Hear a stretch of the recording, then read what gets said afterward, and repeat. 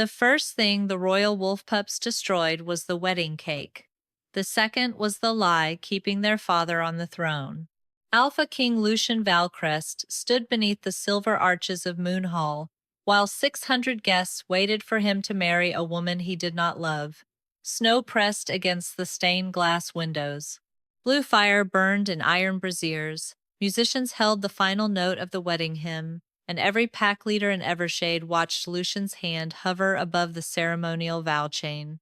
Lady Isolde Greymark stood across from him in white silk and northern silver. Her starving packs needed Evershade grain. Lucian needed their loyalty before winter closed the mountain roads. The marriage was practical, so why could he not remember the color of his dead wife's eyes? Rosalie's face appeared in his mind, blurred at the edges. He remembered her laugh, blood on the palace stairs, and holding 2 newborn children while a physician told him their mother was gone. Her eyes were missing. "Your Majesty?" Isolde murmured.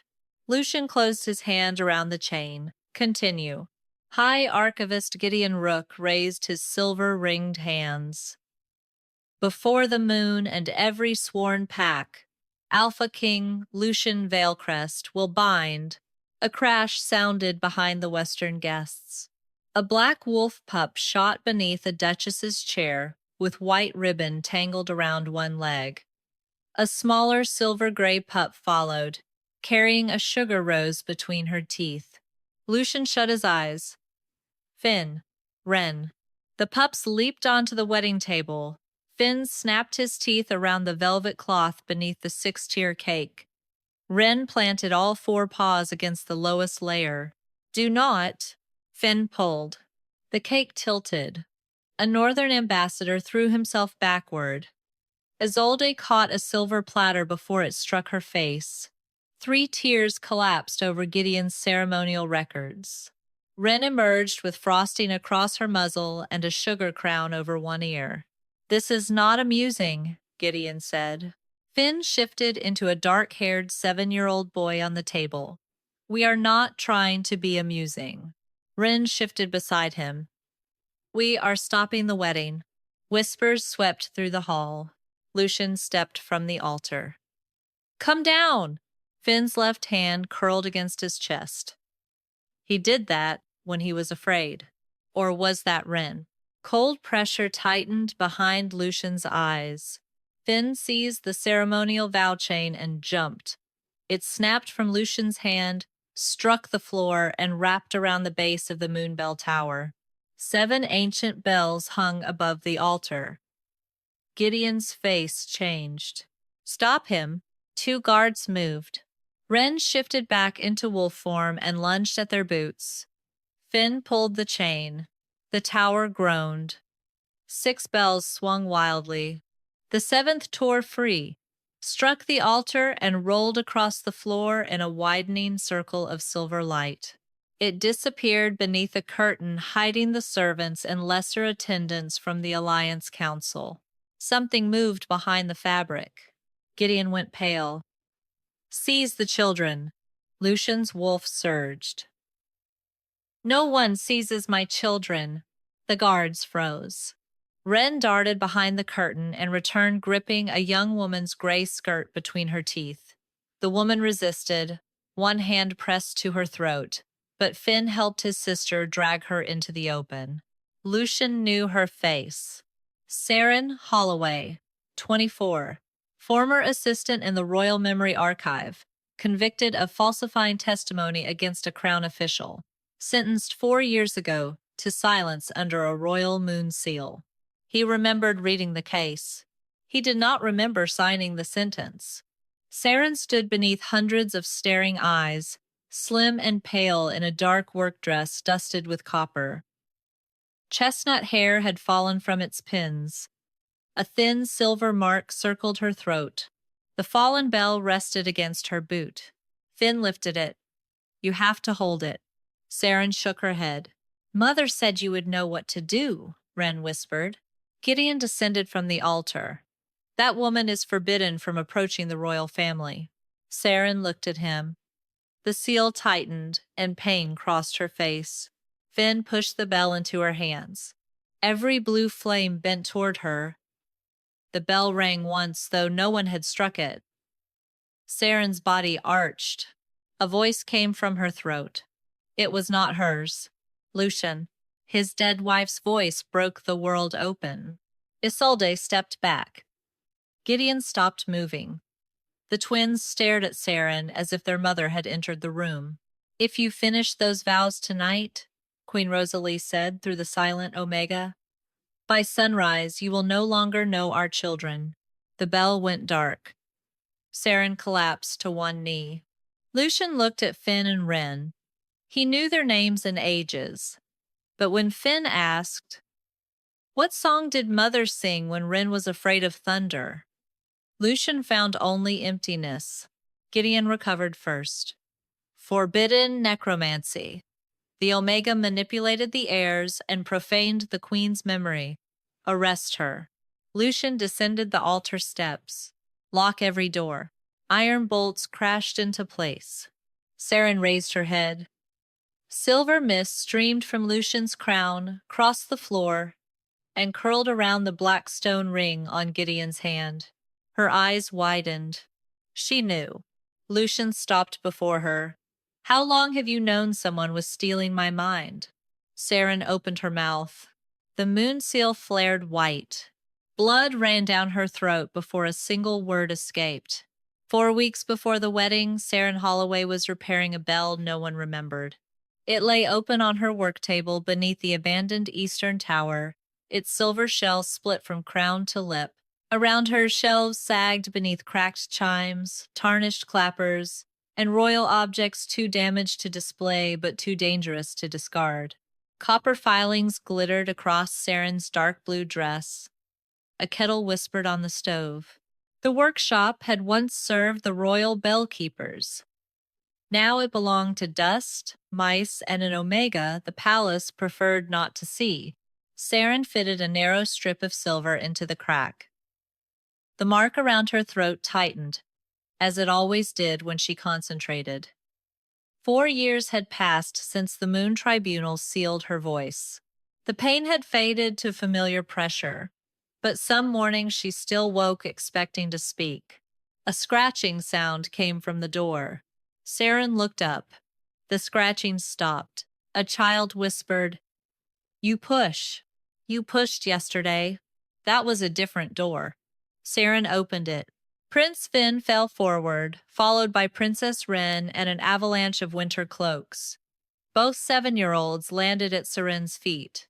Finn still wore one polished boot. Ren had transformed halfway back from wolf form, leaving silver-gray ears tangled in her dark hair. Seren folded her arms. "We did not escape lessons," Ren said. "Lessons ended unexpectedly," Finn added.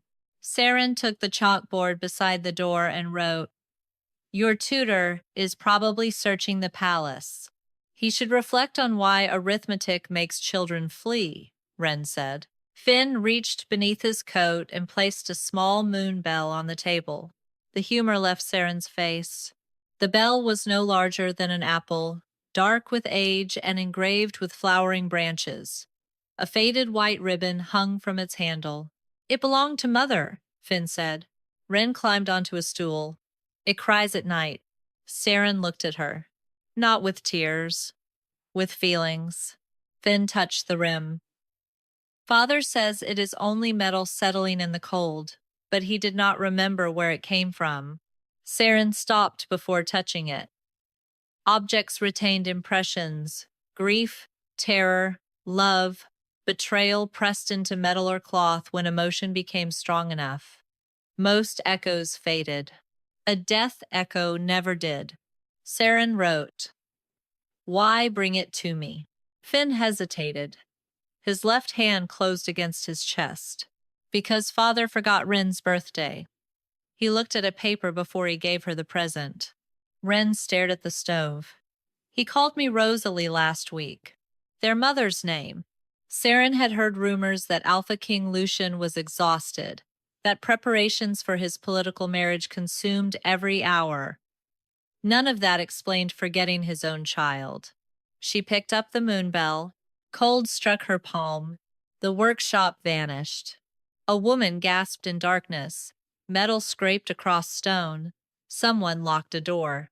Please, Queen Rosalie whispered. My children!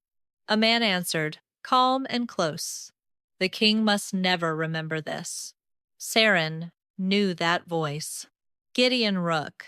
The memory shattered. Seren tore her hand away and struck the table hard enough to rattle every tool. Finn caught the bell before it fell. Wren slid from the stool. What did you hear? Seren reached for the memory of her father's kitchen. Flour on the table, warm bread, honey melting across the crust. The room remained. His hands remained. The smell was gone. She could not remember it at all. The price had been small this time. It would not remain small. Seren wrote, nothing clear. Finn read the words, then looked directly at her. You are lying. She wiped the board clean. You touch your throat when you lie, he said. Wren touched her own neck. I scratch my ear. You scratch your ear all the time. That is why no one knows. Seren almost smiled, but Finn pushed the bell toward her. You worked in the Royal Archive, he said. You know what this means. Seren wrote, I used to work there. Why did they seal your voice? The silver mark around her throat cooled. She wrote slowly, because I accused the wrong man before I had enough proof. Finn studied the sentence. Was he wrong or only powerful? Seren could not answer without giving the children a truth dangerous enough to kill them. Wren took her hand. Please help, Father. Seren shook her head. The twins exchanged a look. Finn pulled a narrow black notebook from inside his coat. We found this under his mattress. Seren opened it. Lucian's handwriting filled every page. Finn lies when he is afraid. Wren hates thunder but pretends she does not. Rosalie sang to them in the old northern language. Read this every morning. Do not let them know you are forgetting. Several entries had been rewritten in darker ink, as if Lucian checked them each morning and corrected whatever his mind had lost overnight. Beside Wren's name, he had drawn a tiny silver wolf. Beside Finn's, a crooked crown. Seren turned to the final page. Only one sentence had been written there. If I stop recognizing my children, do not let Gideon take them. Lucian found them before Seren could decide whether to burn the notebook or hide it. The workshop doors struck the stone wall. Cold air rushed in behind him, carrying cedar, burnt sugar, and winter rain. 2 royal guards filled the corridor, but Lucian entered alone and shut the door in their faces. Finn stepped in front of Wren. Seren closed the notebook. Lucian's gaze dropped to it. Give me that. Finn lifted his chin. It belongs to you. That was not the question. Wren moved beside her brother. We brought it because you keep forgetting us. Lucian went still. For a moment, he looked less like the Alpha King of Evershade and more like a father hearing the fear he had tried to hide. Then his expression hardened, and the pressure of his alpha presence filled the workshop. Seren did not lower her eyes. You took my children from their lessons, he said. She picked up her chalkboard. They came to me. You expect me to believe 2 7-year-olds broke into my chambers, stole a private journal, and found this place without assistance? Finn raised one hand. We did all of that. The window was difficult, Wren added. Lucian closed his eyes briefly. You climbed through my bedroom window? The drain pipe, she said. He turned back to Seren. What did you do to the bell? Nothing. His eyes narrowed. My children say you heard something. Seren wrote, Your children say many things. Wren frowned. You said you heard nothing clear. That is different. Seren gave both children a look that promised arithmetic. Lucian held out his hand. The bell. She placed it in his palm. He waited. Nothing happened. It is cold, he said. Seren wrote, Metal often is. His mouth almost moved. Explain. Objects keep impressions. Some people can hear them. And you are one of those people? She nodded. Lucian looked at the silver mark around her throat. Why was that omitted from your trial record? Because Gideon wrote The chalk snapped. The seal tightened before she could finish. Lucian read the broken sentence. Gideon? Finn reached for the bell. She heard Mother. Lucian's gaze sharpened. What did Rosalie say? Seren shook her head. Did she name someone? The silver line around her throat brightened. Pain spread beneath her jaw. Lucian saw it and stopped. That surprised her more than the question. He sent the twins back to the nursery. Finn paused at the door. You will not hurt her? Lucian's face changed. Do you think I would? Finn did not answer. When the door shut, Lucian placed the bell on the table. How much do you know?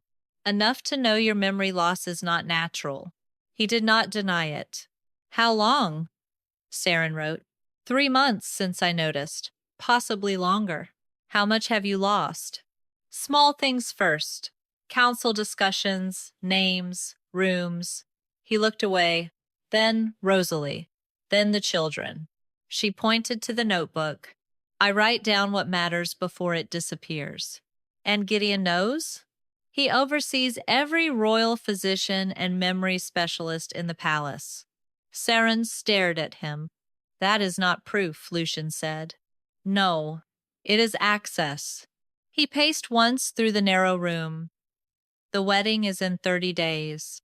If the Northern Alliance fails, 3 border packs may rebel before winter ends. I need the truth before then. You need a servant. I need someone Gideon cannot control. Seren erased the sentence. Then these are my conditions. She wrote the first. Finn and Ren remain in the palace and under no authority but yours. Lucian nodded. The second. You will not order me to open a memory. Agreed. The third took longer. Whatever we find will be made public, even if it damages your crown. Lucian read it twice. No. Seren set down the chalk and pointed to the door. You are refusing to help your king. I am refusing to help a man who only wants the truth if he can control it. His alpha pressure surged. Tools trembled on the shelves. Seren did not move. The pressure vanished. Lucian looked at the notebook, then at the bell carrying his dead wife's fear. Write the agreement. She did. He signed all 3 conditions with his full royal name. Only then did he step closer to examine the moon seal. The mark had darkened where it had tightened. Lucian lifted one hand toward her throat, then stopped. He made a sign with stiff, uncertain fingers. My? Seren stared. His form was imperfect, but the meaning was clear. He had learned enough sign language to ask permission. She nodded. His fingertips touched the seal. The workshop disappeared. A council chamber rose around them 4 years earlier. Lucian sat at the head of the table, his pupils unnaturally wide. Gideon stood behind him, guiding a document beneath his hand. Sign, Gideon murmured. The Omega endangered the crown. Lucian dragged the quill across the page. The image broke. He stumbled away from Seren, horror stripping every trace of command from his face. I signed it. Seren touched the scar around her throat. Lucian looked at her as though he finally understood what had been taken. I signed the order that stole your voice. Lucian did not ask Seren to forgive him. That was the first thing he did correctly. For several seconds he stood beside the work table as if the memory had left heat behind. Seren could see the apology gathering in his face, but when he opened his mouth, she lifted the chalkboard. You do not get forgiveness for a crime you still refuse to understand. Lucian read the words. Then help me understand it. Seren erased the board. Help me find the rest. By midnight, they were beneath the western wing of the palace, standing before a door absent from every official map. Wolves carrying bells in their mouths had been carved into the stone. A royal bloodlock marked the center, while a second hollow waited beneath it in the shape of an open eye. Lucian cut his palm and pressed it to the first seal. Nothing happened. Seren placed 2 fingers against the second. Silver light moved through the carvings, and the door sighed inward. "You knew this entrance existed," Lucian said. "I knew the archive had rooms omitted from the records." "That is not the same answer. It is the answer you have earned." A scrape came from the corridor. Lucian turned. "Come out." Finn and Wren stepped from behind a statue. Finn carried a lantern. Wren wore a cooking pot over her head. Lucian stared at her. "Why?" "It is armor." "It is a soup pot." "Soup pots are difficult to stab through." Finn nodded. "We tested it." Lucian pinched the bridge of his nose. "You are returning to the nursery." "No," Wren said. Finn held up the small moon bell. "Mother's voice is in there. We have the right to know what she said." "You have the right to remain alive." Seren touched Lucian's sleeve, then signed, "They stay between us. No wandering." "You are encouraging this." "I am preventing them from following us badly." They entered together. The sealed chamber was larger than the throne hall and colder than winter. Thousands of shelves disappeared into darkness. Each held objects wrapped in gray cloth. A soldier's broken sword. A child's red shoe. Rings, journals, ribbons, cups, medals, and blood-stained gloves. Seren stopped breathing. Fear crowded the room. Grief pressed against her skin.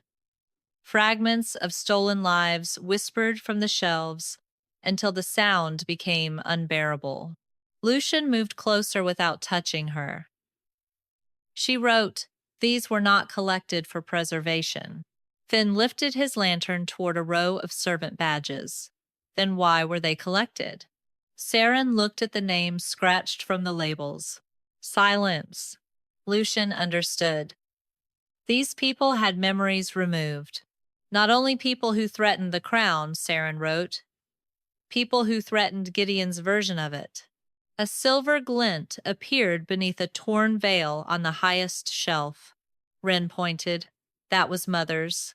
Seren climbed the ladder and uncovered a silver comb engraved with winter roses. The moment she touched it, Queen Rosalie's terror struck her hard enough to blur the chamber. Lucian caught her wrist. "Do not open it." Seren pulled free and wrote, "We came for proof. I will not trade your mind for mine." "You signed an agreement not to decide that for me." Anger sharpened his scent, but he stepped back. Seren closed both hands around the comb.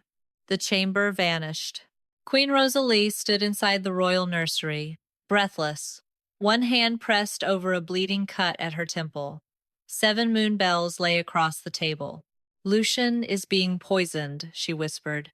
"Memory ash in his medicine. Small amounts. Enough to hollow him without anyone noticing." She lifted the first bell. "If I fail, the truth must survive in pieces." A shadow moved behind the nursery door. Rosalie turned. The memory tore apart. Seren fell. The price arrived before she struck the floor. She reached for the sound of her father calling her name across a summer field. His face remained. His voice was gone. Lucian caught her before her head hit the stone. He signed with one hand, awkward but clear. "May I carry you?" Seren could not make her fingers work. She nodded. When she opened her eyes again, she was beside the workshop stove. Finn sat on the floor, counting her breaths. Wren held her hand. Lucian stood over a kettle that smelled scorched. "You burned water," Finn said. "I did not know that was possible," Wren added. Lucian removed the kettle from the flame. "Both of you may leave." Neither child moved. Seren pushed herself upright. The loss inside her felt small enough to hide and deep enough to drown in. Lucian handed her a cup. "Rosalie knew I was being poisoned." Seren nodded. and she divided the evidence among 7 bells. One was placed at the wedding altar, Finn said. Lucian looked at him. How do you know? Mother told us never to trust a ceremony with 7 bells. Ren leaned against Seren's shoulder. She also said I kicked before I was born. A faint smile touched Lucian's face. Ren looked up at him. What did she call me then? The smile disappeared. Lucian stared at his daughter. Finn quietly opened the black notebook. There was no answer written inside. The next morning, Lucian brought the royal physician's records to Seren's workshop and spread them across her table without a crown on his head. That absence bothered her more than the crown ever had. He looked less like a king and more like a man who had not slept. Dark shadows bruised the skin beneath his eyes. The black notebook rested beside his hand, open to Ren's page, where he had written one new line in careful ink. Ask what Rosalie called her before birth. Beneath it, there was only a blank space. Seren looked away first. Lucian noticed. He seemed to notice too much now that he had stopped pretending he saw everything before. I searched Rosalie's chambers, he said. Most of her personal things were removed after her death. By Gideon? Officially, by the archive, for preservation. Seren took the chalkboard. Preservation is a polite word for hiding. Lucian's mouth tightened. I found one thing they missed. He placed a small silver ring on the table. The workshop changed the moment it touched the wood. Every broken bell along the shelves gave a faint, answering shiver. Finn and Ren, who had been arguing near the stove over whether toast could count as breakfast if one side was black, both went quiet. Ren whispered, Mother's ring. Lucian did not look at the children.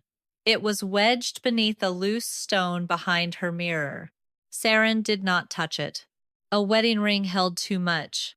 Love, fear, betrayal, promises made honestly and broken by death. If Rosalie had hidden a memory there, it would not be small. Lucian understood her hesitation. You do not have to open it. Seren looked at him sharply. I know what I agreed to, he said. I am not ordering you. She wrote. But you want me to stop. Yes. Why? Because every answer we find takes something from you. Seren set the chalk down harder than she meant to. It took you seeing the price to question the war. Lucian flinched. She erased the words and wrote faster.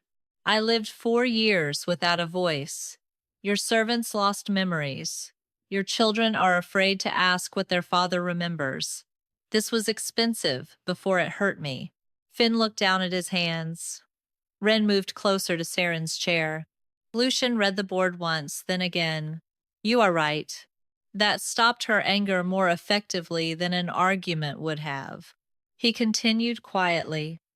I do not want to lose another person because of a fight that began around my throne.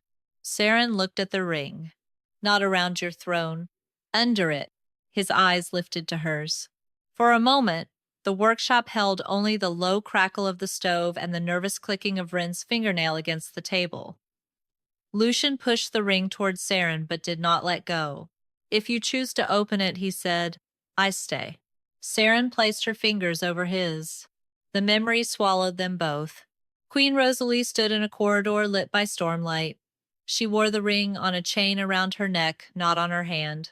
Across from her stood a woman in a dark gray-marked cloak, the silver wolf of the northern packs fastened at her shoulder. You promised this would not reach my children, Rosalie said. The woman's face remained hidden beneath her hood. And you promised the king would never open the northern vault. He is being emptied. How long did you expect me to watch? Long enough to keep the border packs alive. Rosalie stepped back. Gideon has been using all of us. The woman reached for her arm. Then run before he realizes what you kept. A door slammed somewhere behind them. Rosalie turned toward the sound, and the memory broke into silver ash. Seren returned to the workshop with a gasp. The price hit slowly this time. She remembered her father's hands placing a wooden flute into hers when she was 6. She remembered smiling. She remembered him laughing without sound. The song he had taught her vanished note by note. Lucian's hand closed around hers. Seren. Her name and his voice steadied the room. Finn pointed to the ring. That cloak was Lady Isolde's pack. Lucian rose. Gray mark. Ren's ears appeared in her hair. Your bride helped hurt mother? The workshop door opened before anyone answered.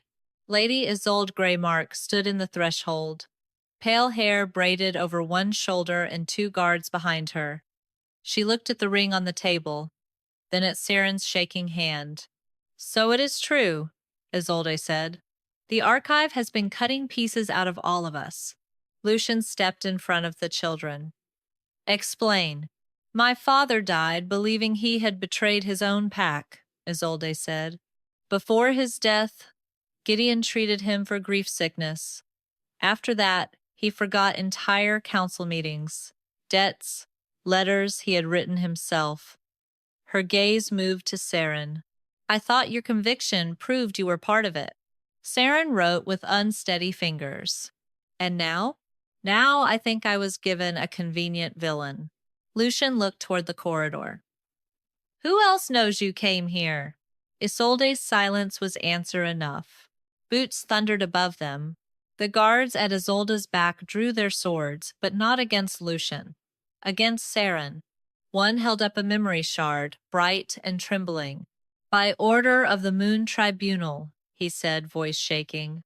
Seren Holloway is accused of the murder of Queen Rosalie Valecrest. Lucian went cold. On what evidence? The shard opened in the air. A scene formed above the work table.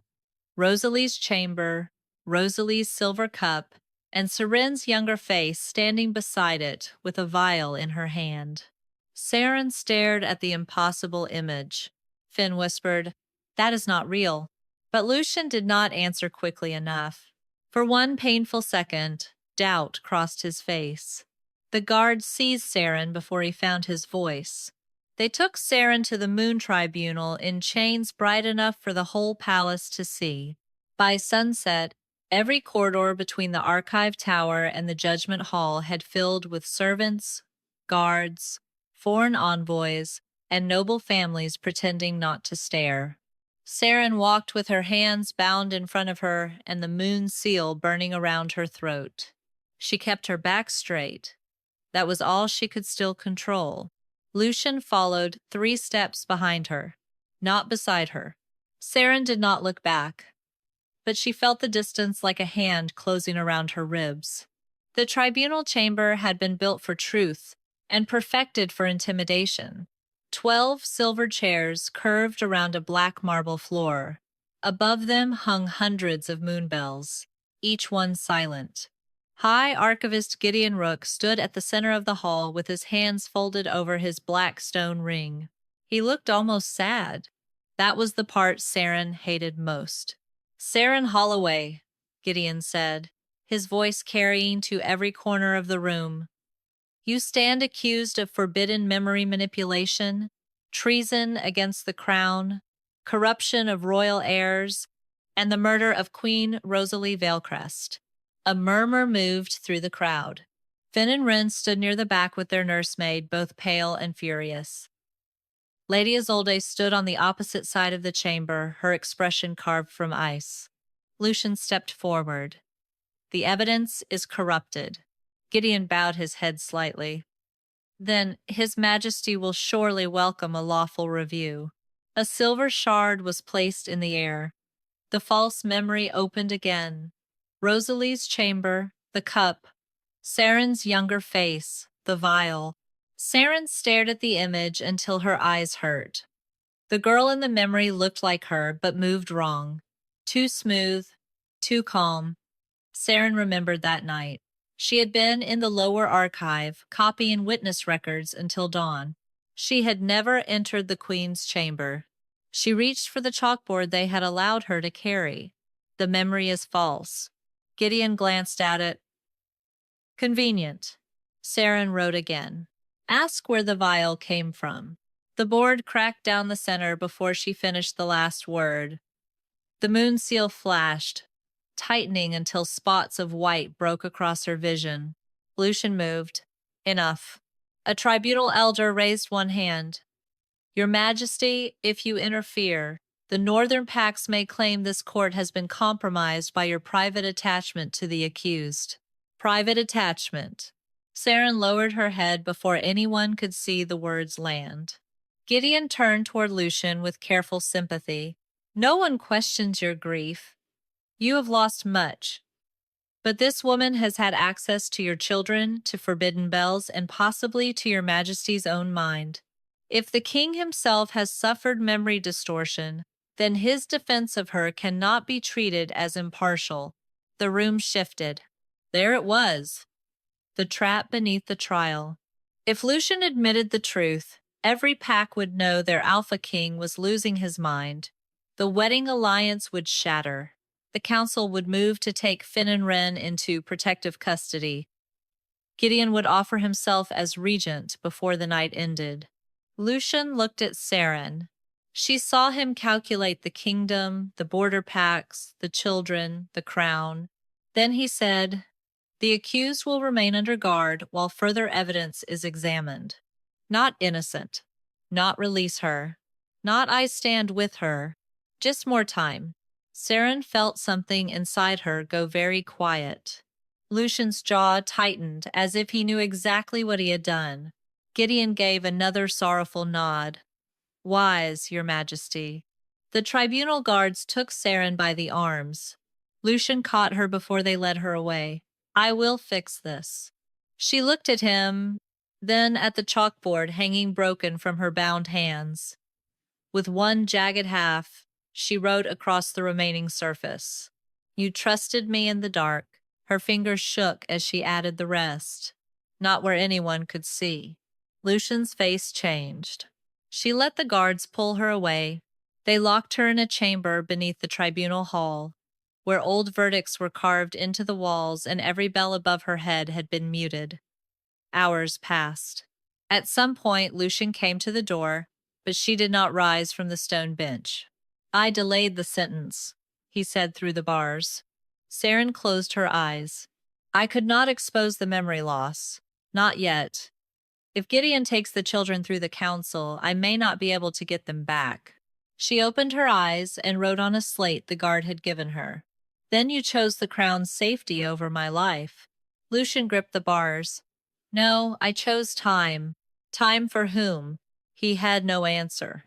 The next morning, the tribunal delivered its ruling. Seren Holloway would remain imprisoned until after the royal wedding. Once the Northern Alliance was secured, her memories of the royal family, Queen Rosalie, and the archive would be permanently erased. The moon seal would be made unbreakable. She did not cry when she heard it. That frightened Lucian more than tears would have. Above the tribunal chamber, Finn and Ren hid inside a linen cart, listening as Gideon spoke to a guard in the corridor. "After the vows are completed," Gideon said, "the king will receive his final treatment. By dawn, he will be calm enough to surrender custody of the heirs."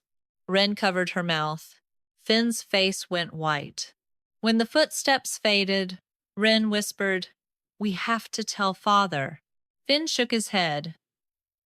"He will ask for proof. Then we get proof." "How?"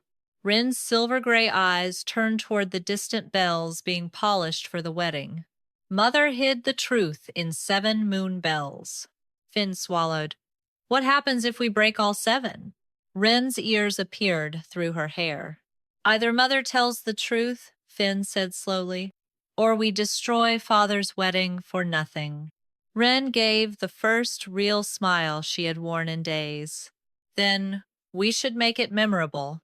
Finn had always believed a terrible plan was better than no plan at all. Ren believed a terrible plan became excellent if everyone ran fast enough. That was why, on the morning of their father's wedding, the 2 royal heirs of Evershade crawled through a laundry chute with 3 stolen keys, 1 cracked moon bell, a bag of sugar roses, and absolutely no adult supervision. "This is your fault," Finn whispered as his polished shoes scraped the metal wall. "You said we needed proof. I did not say we needed to fall through palace plumbing. It is not plumbing. It is laundry. That does not improve things." They landed in a pile of tablecloths outside the ceremonial pantry. Wren shifted halfway into wolf form before her feet touched the floor, silver gray ears appearing beneath her braids. Finn grabbed her sleeve. "Not yet. I run better with paws. You also bite things. Only important things." Finn looked at the stolen keys in his palm. His hand was shaking, so he curled it into a fist before Wren could notice. Their father had taught him that princes did not tremble where enemies could see. Seren had taught him that fear did not become smaller by pretending it was gone. He wished she were there. Seren was locked beneath the tribunal hall while every noble in Evershade prepared to watch Alpha King Lucian bind himself to Lady Isolde. Once the vows were spoken, Gideon would give their father the final treatment. By sunrise, Lucian might look at Finn and Wren with polite confusion, as if they were children waiting to be introduced. Finn could survive many things. He could not survive that. They slipped into the moon hall before the servants finished dressing the altar. 7 moon bells hung from a silver tower behind the vow table. 6 were polished bright. The 7th looked older, darker, and almost ordinary. Wren sniffed the air. "That one is sad." Finn pointed to the highest bell. "Mother's strongest memory has to be in the oldest one. Then we put it where everyone will see." "That is not the plan." "It should be." Before Finn could stop her, Wren climbed onto the wedding table and pushed the oldest moon bell into the lowest tier of the cake. Frosting swallowed it with a soft, terrible sound. Finn stared. "You hid a sacred memory bell inside Father's wedding cake." Wren licked frosting from her finger. "No one will look for it there." "Because no sane person would put it there." "Exactly." The doors opened. Both children dove under the table as servants entered with flowers, candles, and the ceremonial vow chain. For the next hour, Finn's plan changed from difficult to impossible. Guards lined every exit. Pack leaders filled the front rows. Gideon stood too close to the bells. Seren remained hidden behind the silver curtain for lesser attendants, her hands bound but her head still high. Finn saw his father at the altar and almost ran to him. Lucian looked exhausted. Not weak, never weak, but careful, as if his own mind had become a floor he did not trust. Then Gideon lifted the vow chain. "Now," Wren whispered. "No, wait until he starts the vows." "He is starting." "Not yet." Wren shifted. Finn hissed her name. But the silver-gray pup was already racing between the front chairs with a sugar rose clamped in her teeth. A duchess screamed. A footman dropped a tray. Finn had no choice. He shifted and ran after his sister. The hall exploded into motion. Wren vaulted onto the table. Finn caught the velvet cloth and pulled exactly hard enough to move the cake. At least, that was what he meant to do. The cake lurched like a collapsing tower. The hidden bell struck the platter beneath it and rang once, deep and wounded. Lady Isolde stepped back, just as the top 3 layers folded over Gideon's records. A northern ambassador shouted. Someone drew a knife. Isolde seized the man's wrist without looking away from Wren. "Do not," she said coldly, "start a war over dessert." Finn changed back on the table, grabbed the vow chain, and jumped. The chain snapped from Lucian's hand.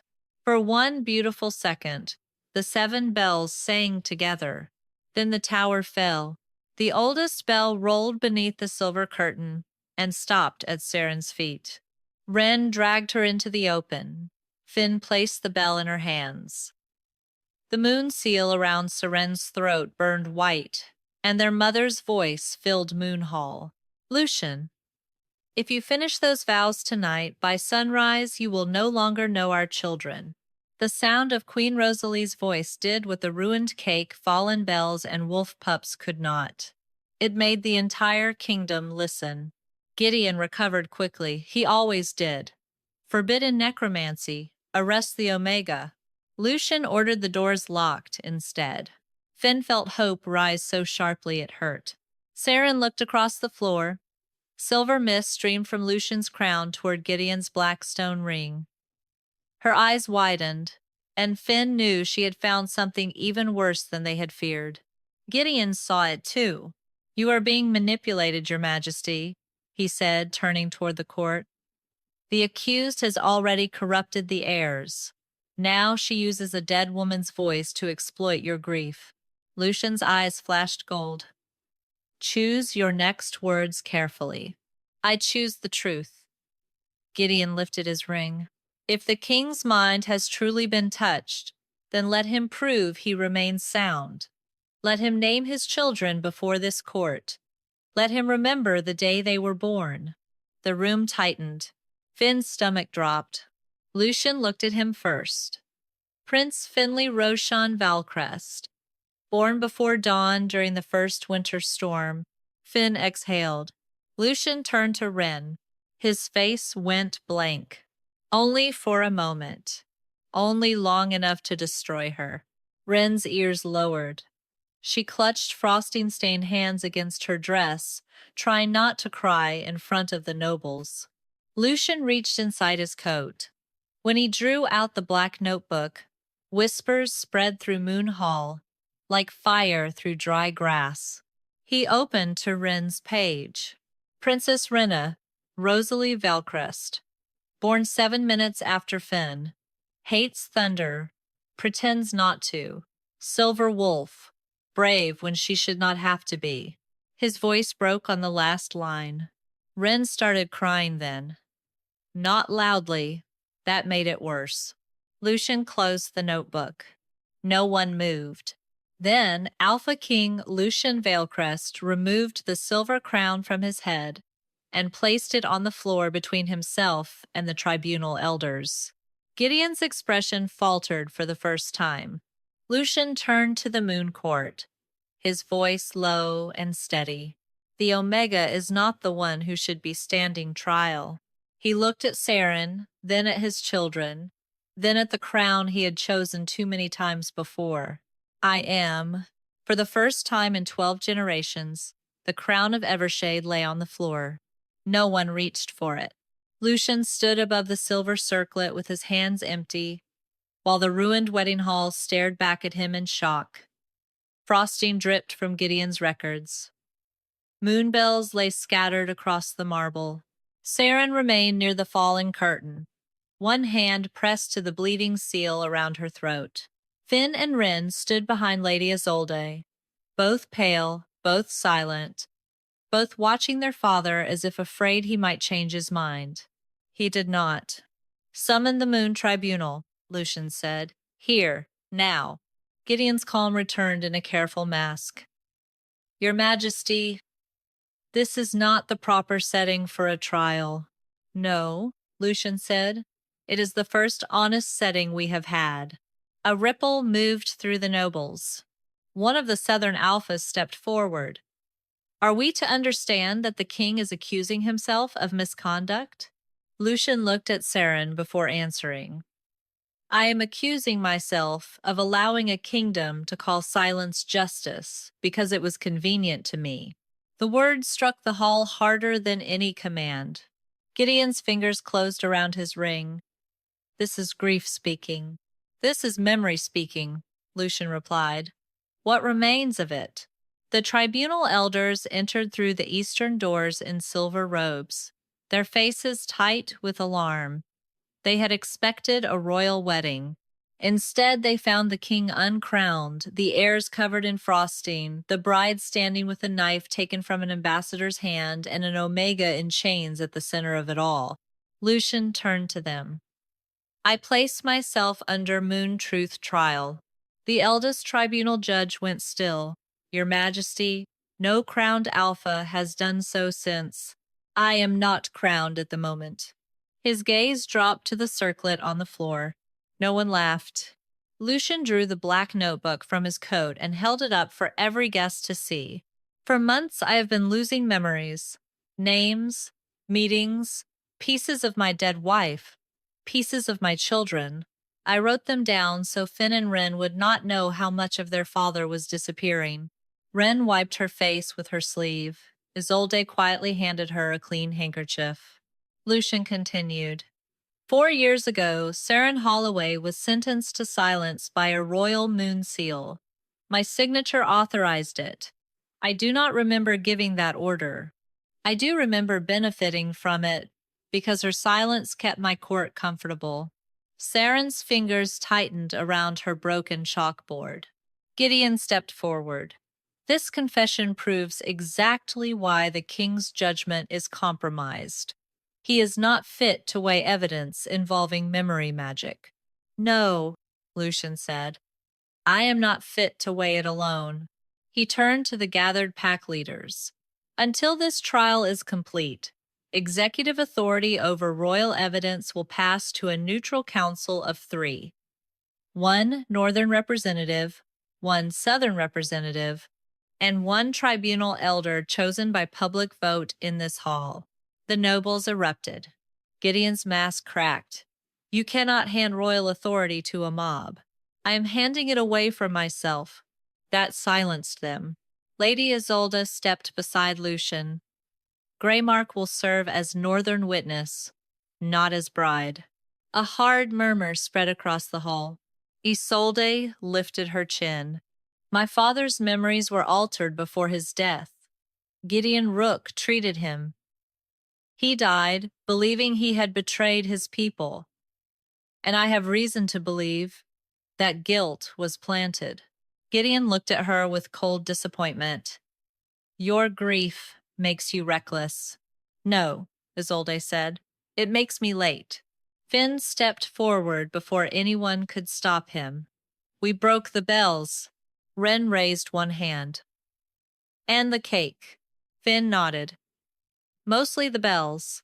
Mostly the cake, Wren corrected.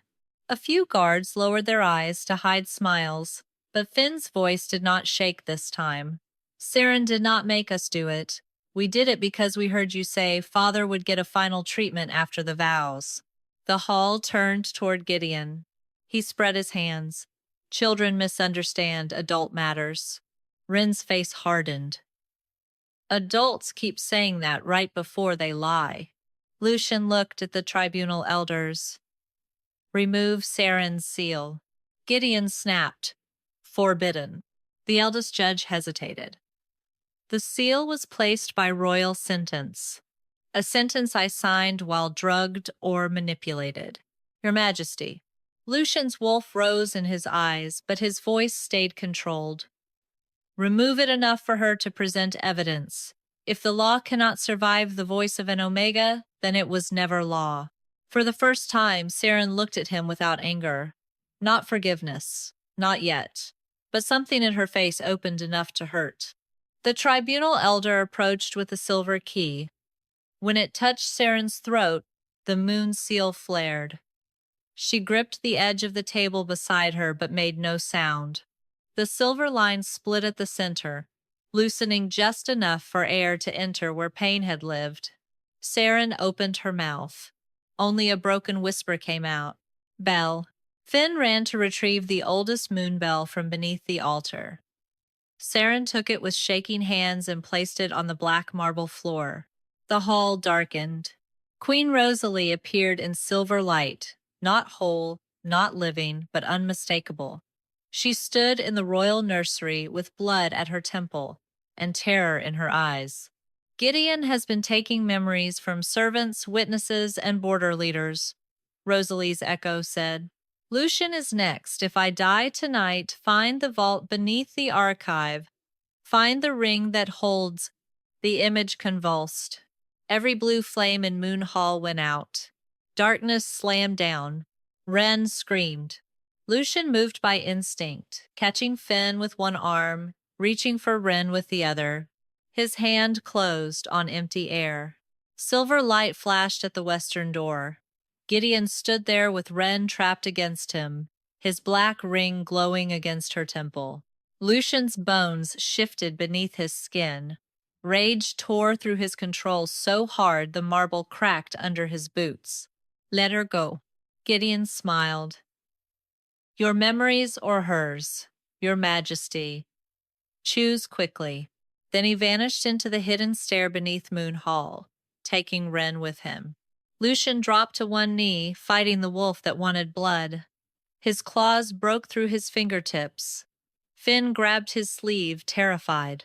Seren stepped toward him, but Lucian lifted one shaking hand. No, he forced out. He looked at his son. He opened the notebook. He read the first line aloud. Finn lies when he is afraid. Finn sobbed once. I am afraid. Now, I know. Lucian dragged air into his lungs. So am I. The gold in his eyes steadied. He did not become calm because Seren saved him. He became calm because his daughter needed a father more than his wolf needed revenge. From deep below the palace, Ren's voice rang through every broken moon bell in the hall. Father, he says you must choose your memories or mine. The hidden stair beneath Moon Hall had been built for kings who needed to disappear. Lucian took it without his crown, without guards, and without permission from the council now shouting above them. Finn ran at his side, one hand gripping the torn sleeve of his father's coat. Seren followed with the old moon bell pressed against her chest, while Lady Isolde moved behind them with a stolen blade and the calm expression of a woman who had waited too long to be angry. The deeper they went, the colder the palace became. Stone walls narrowed around them. Old bells hung from the ceiling on rusted chains, each one cracked, muted, or stained with silver ash. Every step made them tremble without sound. Seren felt the stolen memories inside them brushing against her skin like trapped moths. Finn whispered, Ren hates dark places. Lucian's hand tightened around the notebook. I know. Finn looked up at him. Lucian swallowed. I know that one without reading. The boy's face crumpled for half a second, then hardened again. He was too young to understand courage, but old enough to perform it. They reached the memory vault beneath the archive. Its doors were open. Inside, thousands of moon bells floated in the air, suspended by threads of silver light. Some were small as thimbles. Others were large enough to ring over battlefields. Each one held a life Gideon had edited, trimmed, or rewritten until truth became something obedient. At the center of the vault, Ren knelt inside a circle of black salt. Gideon stood behind her with one hand pressed against her temple. His ring pulsed like a second heart. Do not come closer, Gideon said. Lucian stopped so suddenly. Finn collided with his leg. Ren's eyes were wide, but she did not cry. Frosting still streaked one cheek. That small, ridiculous detail nearly broke Seren's heart. Gideon looked at Seren. You should have remained silent. It was the one gift the court gave you. Seren's throat ached around the half-broken seal. Her voice was barely a whisper, but it was hers. You call that a gift? I call it mercy. Gideon's gaze moved across the bells. You have seen what truth does. It starts wars. It destroys houses. It makes children inherit crimes they did not commit. Evershade survived because I gave its people a history they could survive. Lucian's eyes burned gold. You murdered my wife. I prevented your wife from burning the kingdom down with honesty. Isolde stepped forward. And my father? Your father discovered enough to become dangerous. So I gave him guilt instead of knowledge. He died quietly. Your pack remained loyal. Thousands lived because one man carried a burden he could not name. Isolde's blade shook once in her hand. Gideon smiled without warmth. You see cruelty. I see arithmetic. No, Seren whispered. You see people as things that can be corrected. Gideon's ring brightened against Ren's temple. The child gasped. A silver thread rose from her chest and reached toward the largest bell in the vault. It was blackened with age, engraved with winter roses, and split across the side. Rosalie's final bell. Heart memory, Gideon said. Children are irritating that way. You can remove words, faces, details, but the heart keeps what it loved. Your daughter Lucian holds the last piece of Rosalie's warning. I can take it from her, or Seren can open it properly. Lucian took one step. Ren whimpered. Gideon's hand tightened. Choose carefully. Seren knew what he wanted before he said it. The final bell needed a memory equal to a dying queen's last truth. Not a small smell, not a song, not a voice half remembered in childhood. A root memory. One of the memories that told a person who she was. Gideon looked at her with the patience of a priest. Give the bell your father's last words to you. And the child keeps her mind. Lucian turned sharply. No. Seren could already feel the memory trembling inside her. Her father in the doorway of their cottage. Rain behind him. His hands cold around hers. His voice telling her to live loudly, even if the world preferred quiet girls. She had lost the sound of that voice. If she gave away the words too, she would keep the man's face and lose what he had left inside her. Ren looked at Seren. Don't. That was what made Seren almost do it.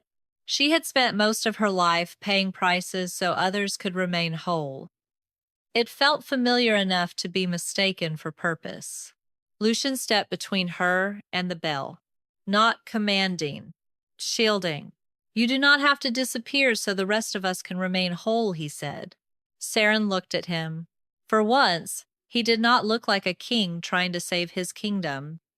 He looked like a man begging her not to confuse sacrifice with worth. The old laws allow shared exchange, Isolde said quietly. If the offering is voluntary. Gideon's expression sharpened. Do not pretend you understand keeper law. My father studied it before you ruined him. Lucian faced Seren. I will give one. No, Seren said. The word was broken but immediate. Yes, his voice lowered. Not because I owe you pain, because the truth belongs to all of us. Finn stepped forward, small and pale. I have one too. Lucian turned. Finn. The song, Finn said. I remember the feeling, even if you forgot the words. Mother sang it when Ren cried. I can give that. Ren began to shake her head inside the circle. Isolde lifted her blade and cut across her palm. I will give the last clear morning with my father before Gideon changed him. Seren stared at them. No one was asking her to vanish alone. So she placed her hand on the final bell. Lucian laid his beside hers. Finn reached up. Isolde added her bleeding palm. The vault filled with sound. Seren gave her father's final words, but not all of them. Lucian gave the day he married Rosalie the flowers, the vows, the way she smiled when his hand shook.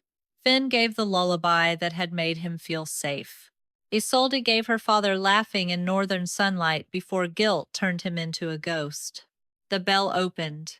Queen Rosalie appeared in silver flame. This time, she was whole. Lucian, her echo said.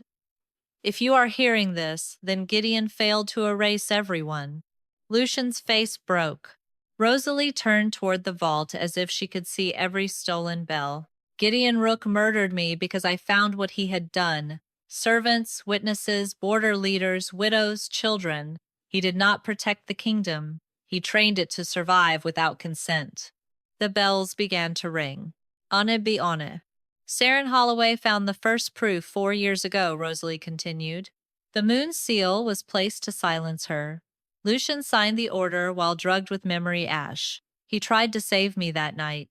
Gideon took that memory too. Lucian dropped to one knee.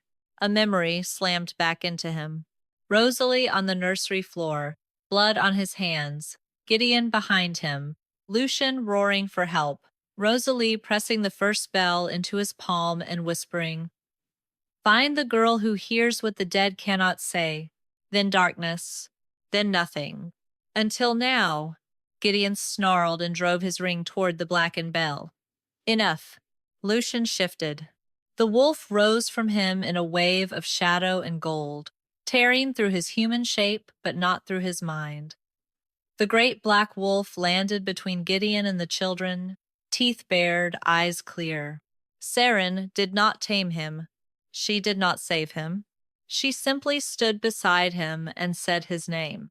Lucian. The wolf heard her and chose. He lunged, striking Gideon down without closing his jaws around the man's throat. The black ring flew across the vault and shattered against the stone. Silver threads snapped. Thousands of bells rang with voices returning to themselves. Guards poured in behind Isolde. Gideon was dragged upright, blood at his mouth, fury replacing all his calm. Lucian shifted back beneath a cloak. One guard threw over his shoulders. He looked exhausted, shaken, and entirely himself. Gideon laughed once. "You think truth will thank you?" Seren stepped close enough for him to hear her damaged voice. "No, but lies will not rule us anymore." When they returned to Moon Hall, dawn had begun pressing pale light against the windows. The tribunal elders stood among nobles who had heard enough stolen memories released to understand the shape of their own guilt. Lucian did not reclaim the crown.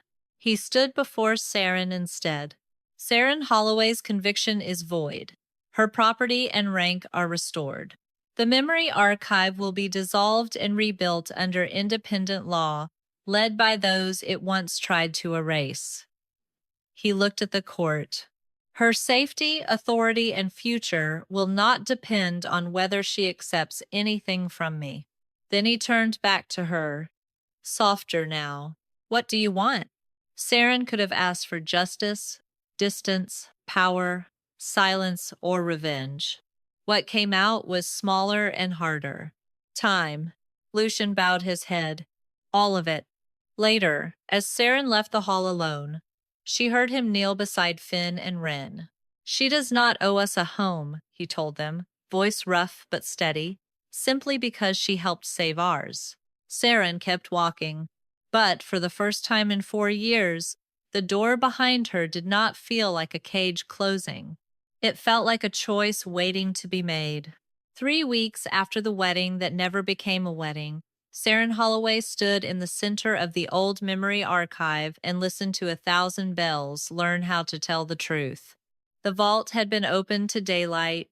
Dusty shelves were being emptied. Every object Gideon had hidden behind law, fear, or royal convenience now carried a ribbon with the name of the person it had been taken from. Some names were known. Some were being searched for. Some belonged to people already dead. But Seren had ordered their memories preserved anyway. No truth was too late to deserve a witness. Her voice had returned slowly. It was not beautiful.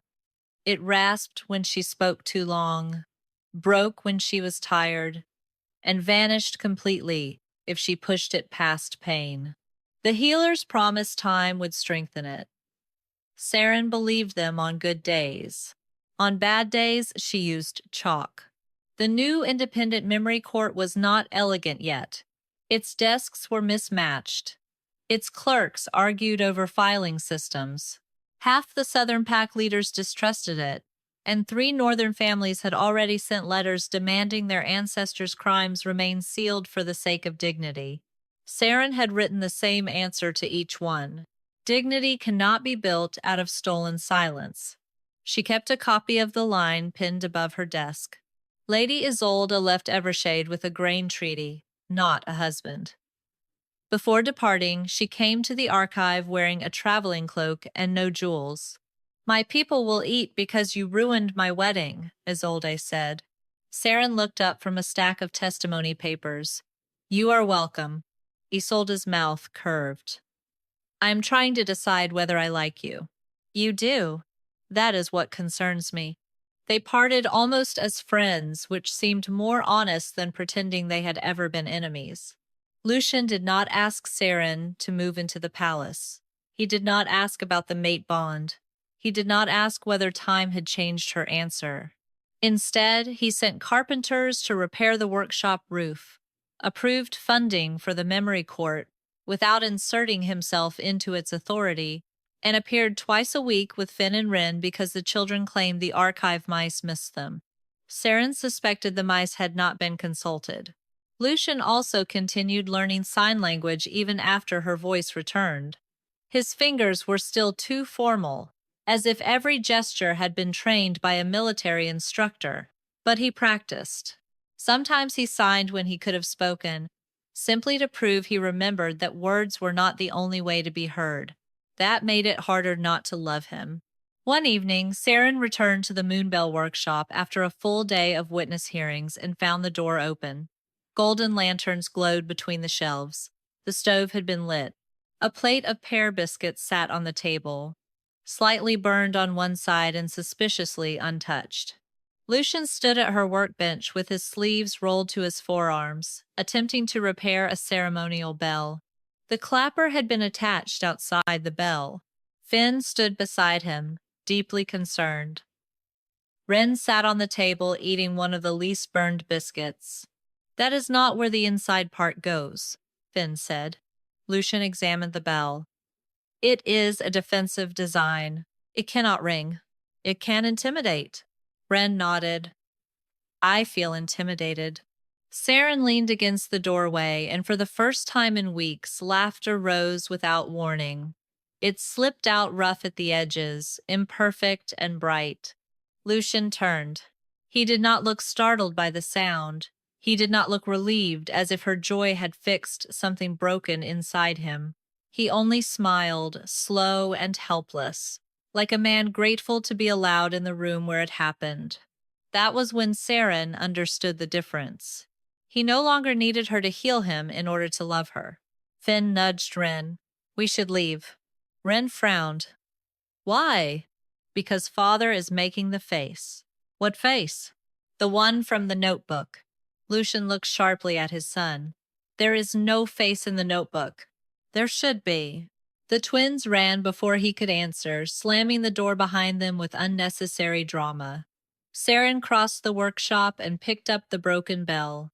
"You really did put the clapper outside." Lucian looked almost proud. "It was difficult." "I believe that. I can govern a kingdom, not a bell." "No." She laughed again, softer this time. Lucian set the tool down. "I will not ask until you are ready." "I know. And I will not use the children to persuade you. They are doing that badly on their own." His mouth twitched. "They mean well. They put a moon bell in a wedding cake." "They also saved my mind." Seren looked at him then. The lantern light softened the scar at his temple. Without the crown, without the court, without 600 people waiting for him to be unbreakable, Lucian looked like the man she had slowly come to trust. She stepped closer and placed one hand over his heart. His breath changed. "I did not need time to decide whether I loved you," she said. Her voice rasped, but it did not fail. "I needed time to believe love would not become another room where I had to make myself smaller." Lucian did not touch her until she leaned into him. "And now?" he asked. "Ask me again. Not as my king, not as my alpha. Ask me as the man who wants me to stay." Lucian lowered his forehead to hers. "Seren Holloway, will you build a life with me? Not because the crown needs you. Not because my wolf chose you. Because I do." Her answer came clearly. "Yes." The mate mark did not strike like lightning. It bloomed slowly, warm silver beneath her skin and gold beneath his, a vow answering only after both hearts had spoken freely. Months later, Evershade gathered not for a royal wedding, but for the opening of the first independent memory court. Seren wore a simple silver dress and no heavy jewels. Lucian stood beside her with Finn and Wren between them. The twins had one task: ring the new moon bell. They dropped it. The bell rolled across the marble, struck the leg of the ceremonial table, and sent a small pear cake sliding neatly into Lucian's chest. The hall went still. Finn and Wren looked ready to flee the kingdom. Lucian looked down at the cake, then at Seren, and the Alpha King laughed first. Seren followed, clear and unashamed, while the bell rang once from the floor. The kingdom remembered the night 2 wolf pups ruined an Alpha King's wedding. Seren remembered it as the night no one could silence the truth again.